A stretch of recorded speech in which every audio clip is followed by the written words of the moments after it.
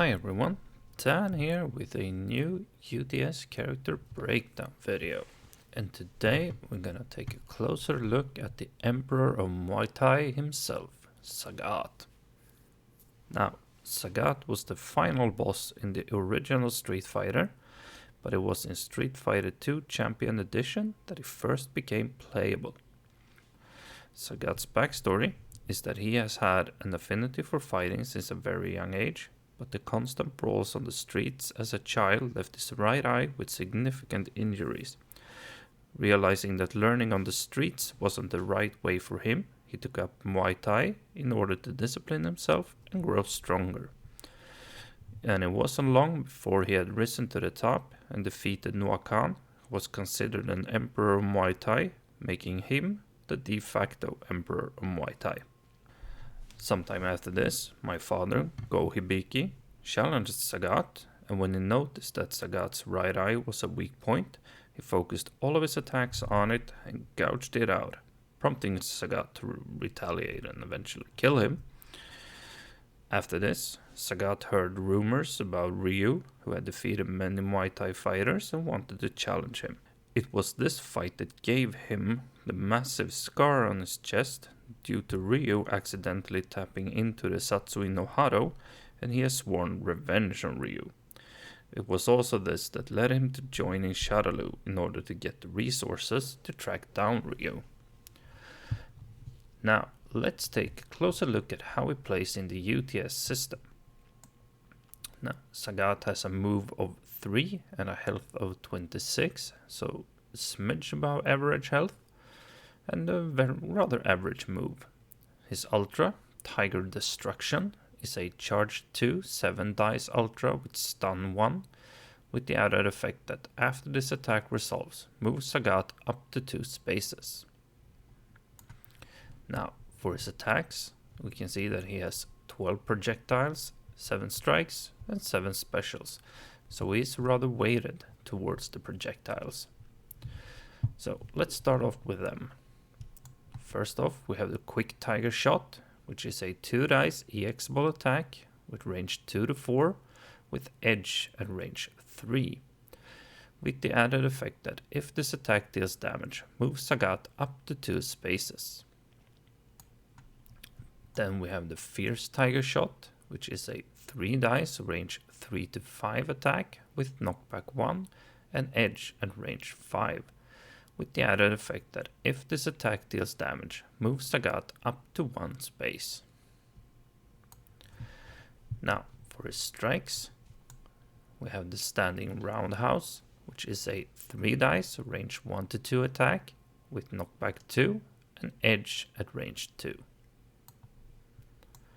Then we have the Low Kick, which is a 2 dice range 1 attack with poke, and with the added effect that if this attack deals damage, move Sagat up to 2 spaces. Then we have the Tiger Elbow, which is a 3 dice range 1 attack with stun 1, and you gain another dice if you combo into it.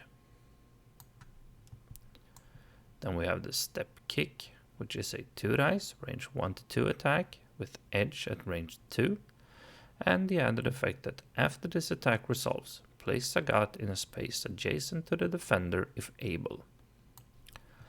Then we have the Tiger Carry, which is a 3 dice range 1 attack with throw 2, and the added effect that you have to swap places with the defender before throwing them. And finally we have the Tiger Rage, which is a 2 dice range 1 attack with throw 3. And then for his specials, we have the Tiger Knee Crush, which is a 3 dice charge 2 attack and gain another die if you combo into it. And lastly, we have the Tiger Uppercut, which is a 3 dice charge 1 attack with knockback 1, and the added effect that this attack gets +1 attack die for each space the defender was moved by charge. Now, for his events, we have the regular Focus Attack, Bait, and his super, the Tiger Genocide, which is a 4 dice charge 2 attack with knockback 1. Now, for his unique events, we have the Eye for an Eye, which is played as an action and stays in play. Take 2 damage. While this card is in play, you deal 1 damage to the opponent for each crit you roll, whether you are attacking or blocking. Discard this event if you take 3 or more damage from a single attack. Then we have the Need for Revenge, which is a response. Play when you block damage from an attack card. Roll 1 die for each damage that was blocked. Deal 1 damage for each shield rolled, maximum 3. Then we have the Mocking Laughter, which is also a response. Play immediately before rolling block dice. Get +2 block dice. If you successfully block all damage from an attack card with this card, draw 2 cards. Then we have the Imposing Shadow, which is also a response. Play when an opponent resolves a move action. Move the same number of spaces in any direction and draw a card. And lastly, we have the Angry Scar, which is a free action. The next card you play this turn gets +2 attack dice and poke. Now, as you probably already have seen, Sagat doesn't have that many combos, but let's take a look at them. First off, we have the Tiger Rage for 2 dice. Going into the Quick Tiger Shot for another 4 dice if you choose the EX. And lastly, finishing off with the Fierce Tiger Shot for another 4 dice, netting you a total of 10 dice. Then we have the Step Kick for 3 dice. Moving into the Low Kick for another 2. Before ending with the Tiger Elbow for another 4 dice for a total of 9. And lastly, we have the Tiger Uppercut for a potential of 4 dice. Going into the Tiger Knee Crush for another 4 dice, netting you a total of 8 dice. Now, one thing to note here is that the Quick Tiger Shot and the Fierce Tiger Shot combo into each other. So if you choose to forego the range aspect, or if you have your opponent up against the wall, you could possibly combo Quick Tiger Shot to Fierce Tiger Shot indefinitely, or rather for as many cards as you happen to have in your hand.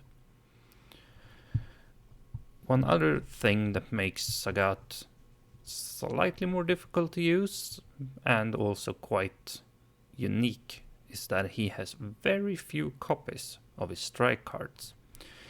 Only 1 card he has 2 of, the rest he only has 1. So this combo that relies solely on the strike cards means that you can only use this combo once, if you happen to have all 3 cards in hand. Same thing with this one. Since your starter here is a strike, and you only have 1 copy of that in your entire deck, this particular combo only works once. Though you can, like I said, combo Quick Tiger Shot and Fierce Tiger Shot into each other.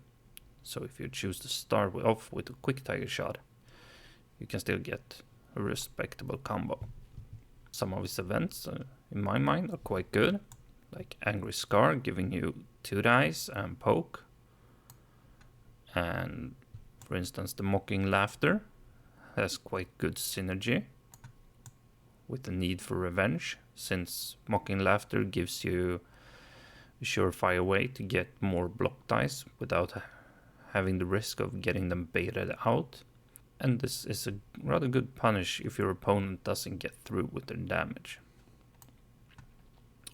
Also, Eye for an Eye can be quite good, especially against combo heavy characters where you can roll quite a lot of block dice, since as long as you roll crits you deal damage whether you're attacking or blocking. So all in all, he is a rather interesting character, very projectile heavy, and could possibly be quite tricky to play, but I think he is rather interesting and has the potential, especially against the right characters. So that's everything I have for Sagat. As always, thanks for joining me, but remember, keep your day job, kids. Not everyone can fight like me. This is Danny Biki, signing off.